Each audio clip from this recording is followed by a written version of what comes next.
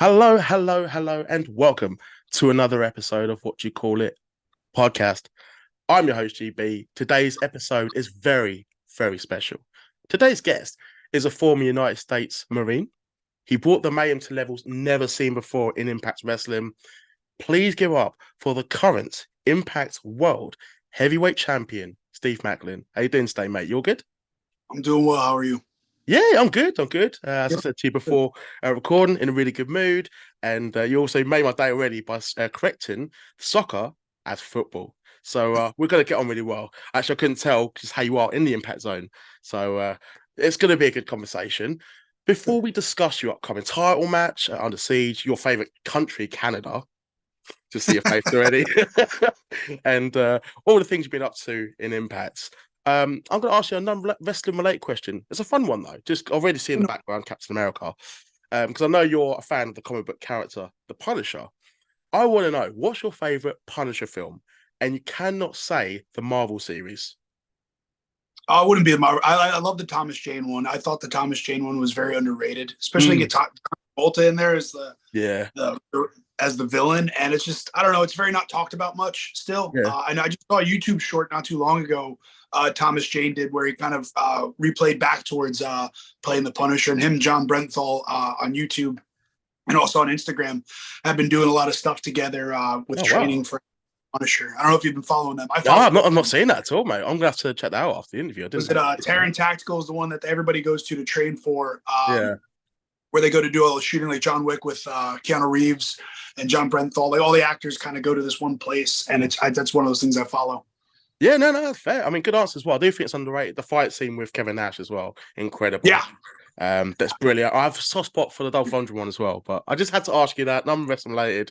I'd kick myself if I didn't ask you. So I'm glad that you've declared that underrated as well. Brilliant, brilliant film. the violence in Warzone was really good though. Punisher Yeah. Warzone, the violence that they had, it was very still much more towards the comics, but Hmm. it was like it just kind of just put out there. Yeah. I feel like the Thomas Jane one was the more accurate one to the comic, in my opinion. But it was brilliant, and I like how you've incorporated it into, your attire, and when you had the face paint as well. Matt Rebellion last year, that looks so cool, and just it's brilliant. It's really good. So back to wrestling. Before I do talk about the upcoming match, is it even fair to say match against PCO Under Siege? No No DQ title disqualification. match. I mean, you two are going to go to war. I remember last time you two fought brutal. I will touch on that in a minute, but I want to talk to you about another title match that you had last week on Impact against Rhino. So you not only defeated him by using his own finisher, the Gore, but you actually visually attacked him after the match. Was this you sending a message to PCO? Whether it's PCO or it's Scott Demore, that's where you got to look at it. I told Scott that was his fault. The reason his friend Rhino was hurt was because of him. He wanted to make the match, and I made him pay for it. And that's just the thing is, I'm not a big fan of authority, and Mm-hmm. Scott likes to throw his authority around in Impact Wrestling, being the president of Impact Wrestling. He wanted to put me in against Perfect Creation. Now he wanted to make it a no DQ match at Under Siege. So we're gonna see what kind of mayhem I bring. I can tell you are not a fan of authority. I do No, enjoy you and Scott going back and forth. And I've got to ask, can the fans, I mean, not just myself, but can the fans expect you and Scott Demore, the president of Impact Wrestling, to face off like further down the road, maybe? Is that a possibility? anything's possible in professional wrestling, especially in Impact Wrestling, the land of opportunity in pro wrestling, as I like to say it. You never know what's going to happen. I like to see that. I mean, like I know he's capable of doing a Canadian story, and he hasn't been wrestling too much these days, but who knows which going to put out the bag if he was to face you, but I wouldn't like his chances if I'd be brutally honest. I agree. I agree. I do love you, Scott, though. You are the man, but just be realistic. That's all. um, Unfortunately, you never actually got to have the number one contendership match with Josh Alexander due to injury, and it was a shame. It really was. But I want to ask, how did you feel when you heard the news? Just like I know, obviously, had that mission. You were going to win the title no matter what. But I want to know when you first heard the news, what was your initial reaction to that? I was let down because it's just one of those things in wrestling you can't control, Hmm. and things. But I know he'll come back stronger and better. He is Yeah. the walking weapon, and he's the longest reigning Impact World Champion in history. And that is what I wanted to beat and who I wanted to beat in his hometown of Toronto, Hmm. in Canada, in front of his own family, in front of Jet and Jen, front row. I wanted to beat the longest reigning Impact World Champion. And does that kind of hang over me still a little bit that I Mm. didn't get to beat the longest reigning Impact World Champion? Yes, he had to vacate it. But at the same time, I try to tell people all the time, it could have been me and Kushida all along as well. Yeah. Because you had Josh versus Kushida at Multiverse and for the world title. And it could have ended up being the same outcome at Rebellion with me and Kushida. Did I love my match at Rebellion regardless of beating Kushida for the Impact World title? Oh, Yes. brilliant. He's one hell of a competitor. He's one of the Yeah. best tactical wrestlers in the world. He's one of the best super juniors in the world. Could have gone either way, to be He's honest. very adaptable. Yeah, he's a modern day Jushin Thunder Liger, and Mm. there's a lot more respect on his name now from my end with Kushida. Oh, it was a brilliant match. And when Nick Aldis came out as well, and that's another opponent for you. I mean, as a fellow Brit, how do you feel about him coming back to Impact and potentially facing you for the title if you do Listen, beat PCO? Impact Wrestling's a place to be, obviously, right now. Yeah. People want to come there because the atmosphere is great. It's a bubble that's about to burst. It's what pro wrestling is from start to finish of the show. When you watch every Thursday on Impact on Access or Impact or on, I can't even talk. Sorry, on YouTube, on YouTube, DAZN, whatever it is, whatever platform you're using to watch Impact. You can tell it's just the show and it's the vibe of pro wrestling that everybody craves for, and that's what I love about it too. And if that comes down to happen at some point, and again, he has to earn it. And I know he said now he has to earn it. He's going to earn it. Yeah. He is a walking national treasure that he likes to call himself. So we'll see down the road where that goes. But right now, my focus is on PCO. Yeah. No, I agree. That's fair. Obviously, one opponent at a time. Obviously, you've taken that Rhino and you got that match. But just going back to Josh Alexander very quickly, when he does come back, are you willing to give him a shot if you do beat PCO and keep the title when he is ready to come back? Will you give him a shot straight away, or does he have to start at the bottom of the ladder? I give him a shot right away. If he wants to start from the bottom of the ladder, that's up to Scott D'Amore in that. But I will gladly stand there and call for that match, and then that'll be up to Scott D'Amore again. Scott says the talent can't make the matches. Well, we'll see. That's the match I know everybody wants, and that's the match I want. So we'll see how that goes. As a fan, 100%, mate, 100%. Whose idea was it, by the way, to do your change of the guard ceremony in Canada? I know you love Canada. I thought it was brilliant. It was really creative. But just tell me more about that. That was brilliant. It's just good creative process. And again, that's Impact Wrestling right there. It's with Jimmy Jacobs in the back, Robert Evans, just creative in general of just coming up with ideas and throwing ideas around. And they asked me like, hey, what's something that you would do in the military, but kind of like a big ceremony and not trying to make it hokey and over the top. Like I really wanted to go full on Captain America, the War Bond style with the dancers and everything. And I really wanted to go over the top like that, but obviously what we have at Impact, we couldn't do that. So I had to set for Canadian extras to put on some we made the most of it, and I thought it was something fun and creative to do, and just a good middle finger to Canada for me being the American that I am. I know the easier question to ask you right now is what's the thing you hate most about Canada? What's your favorite thing about Canada? If there's anything you like? I guess hockey would be the cool thing coming out of Canada. The worst thing, I think, Tim Hortons. I'm not a fan of Tim Hortons. I think it's terrible. Scott D'Amore. No, he's up there, but Tim Hortons coffee is just awful. I can't even pretend to know what that is. I'm just like, no idea. Just think of like a Starbucks or Dunkin' Donuts. Oh, okay, yes, but it's a Canadian brand. Yeah. Yeah. Oh, fair enough. I have to kind of Google that. I'm quite uncultured. Canadian that Tim Hortons isn't good. They get kind of bitter about it. Any Canadian fans want to comment below how you feel about Steve Maclin's comment? Please. Tweet him as well. I want to talk about Under Siege, the big events that's coming around the corner. End of the month, May 26th, in your favorite country, Canada, as we mentioned. You face off against PCO. It's not the first time you two have faced off, and I touched on that at the beginning of this interview. You two fought last year in a brutal match, his shoulder. It honestly was just insane. You won, but I want to ask, this time's different. You're the world heavyweight champion. He's the challenger. What is going to be your mindset going into this match, knowing that one, you have beaten him, but now he's challenging you on behalf of Scott D'Amore. He has more to fight for at this point. It's in his home country. Mm-hmm. He is the walking Frankenstein of the perfect creation that is PCO. Obviously, it's been shown that he can't be killed. He's not human. No. So what I do have to, I know is I have the target on my back of being the Impact World Champion, and that's the one thing I know going into anything, whatever my opponent is, Mm-hmm. or however I have to adapt to. That's the outcome's going to be the same, and that is to hold on to the Impact World Championship as long as I can, by any means necessary. You may not like the way I do things, but I really don't give a damn because that's Yeah. why I am Impact World Champion, and that's how I got to being the Mm. Impact World Champion. You said it pretty So much as soon as you came into the Impact Zone. You were on a mission.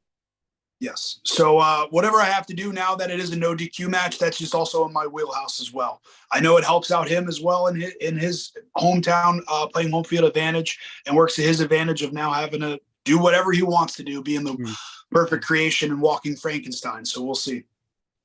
Gonna be brutal, bloodbath.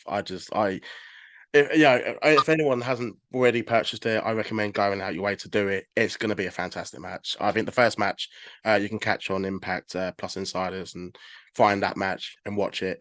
Can't recommend it high enough. It's so good. But also, if you've got weak stomach, though, maybe kind of prepare yourself.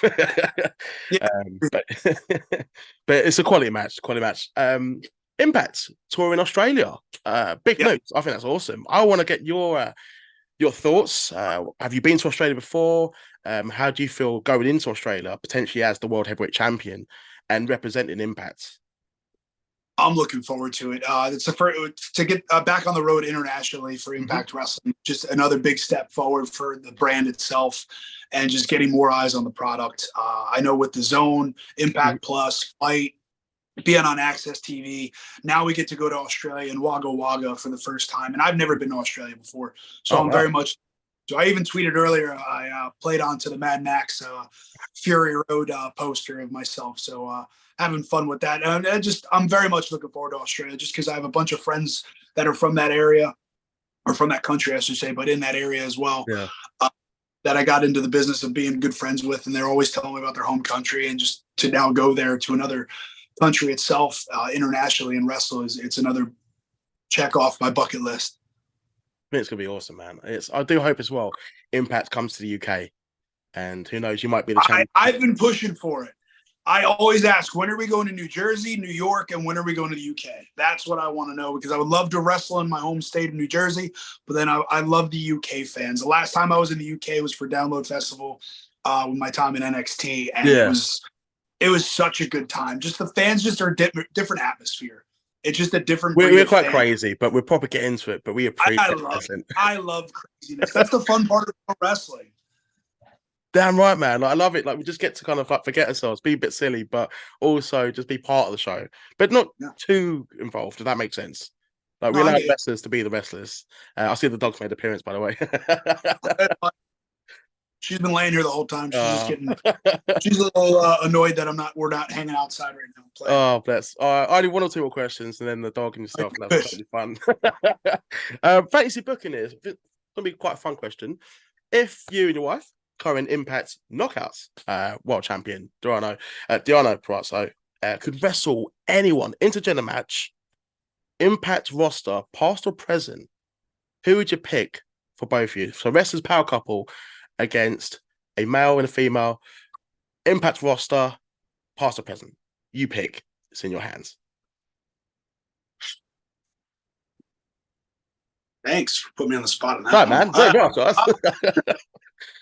Master present. I would say obviously the obvious would be Nick Aldis and Mickie James right now. Yeah.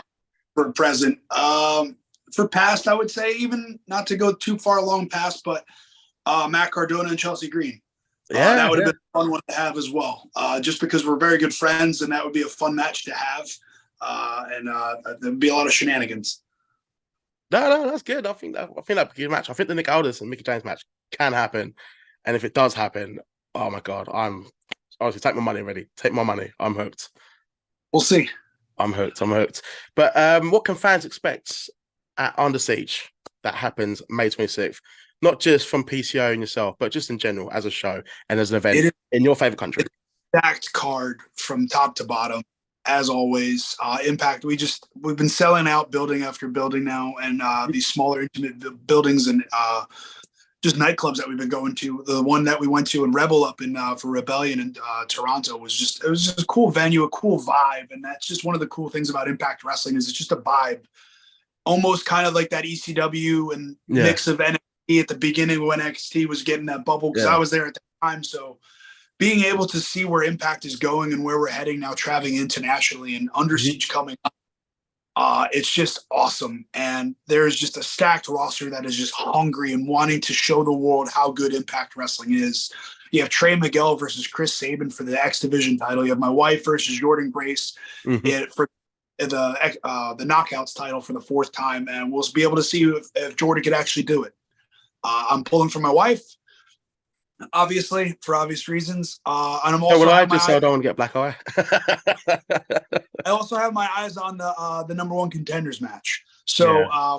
for the Impact World Title. So it's just there's so much going on, and it's just you have Kenny King versus Nick Aldis now as well. Was Mhm. just announced today.